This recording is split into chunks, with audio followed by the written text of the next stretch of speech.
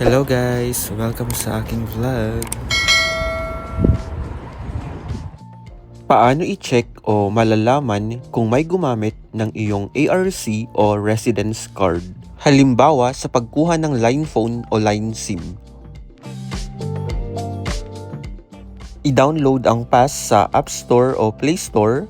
Depende sa gamit na mobile carrier. Ang gamit ko ay LGU Plus. Pagka-download, buksan ito.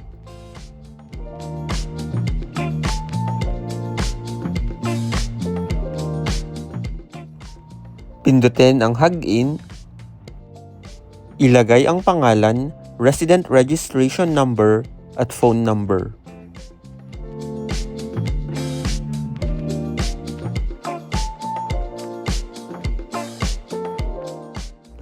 Sumang-ayon sa mga terms and conditions at pindutin ang daum.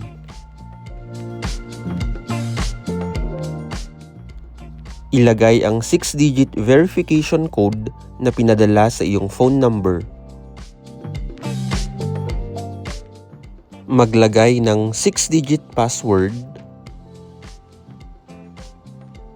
at ulitin ito.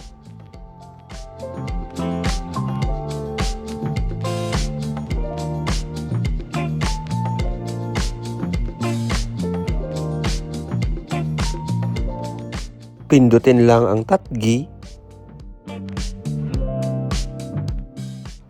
Hanapin o i-search ang Myeonggi Doyong Bangji o Anti-Theft of Identity.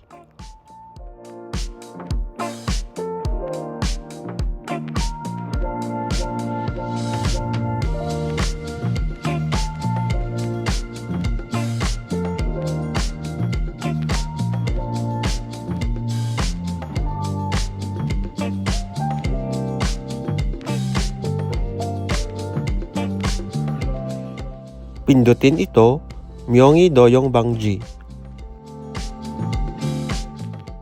Pindutin ang Kaeup Sashil Hyunhwang Johe o Subscription Status Inquiry. Sumang-ayon at pindutin ang Login.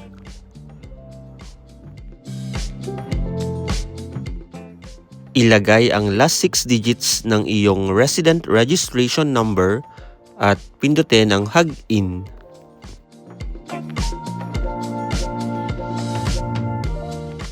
At dito makikita lahat ng mobile phone o SIM subscription activated gamit ang iyong pangalan. Dahil dalawa ang gamit ko, kaya LGU Plus at KT Altul Phone. At kung may kahinahinala na naidagdag na hindi mo alam, ay pwedeng tawagan ang customer service ng bawat carrier at ipa-cancel o i-report.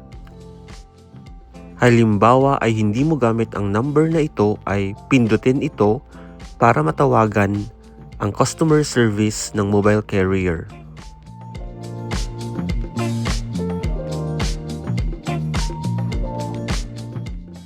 Makakatanggap din ng text na ganito mula mSafer kapag may bagong SIM card o phone line na narehistro gamit ang iyong pangalan.